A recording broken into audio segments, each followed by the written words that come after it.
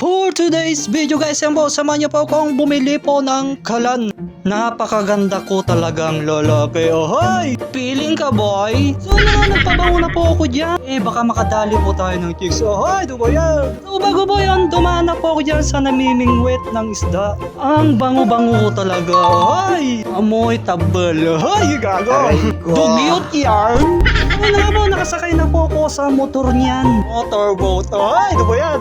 Tarantado, lul! O, baka naman may pera ka dyan, ha?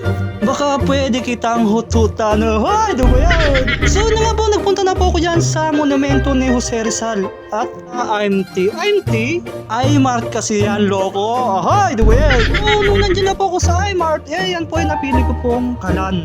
Nung pauwi na ako, kita natin yung mga nanay dyan. Out po sa inyo. Ingat! Nung okay na po, naglakad-lakad na po ako dyan. At ito po yung papalitan natin kalan, luma na po kasi.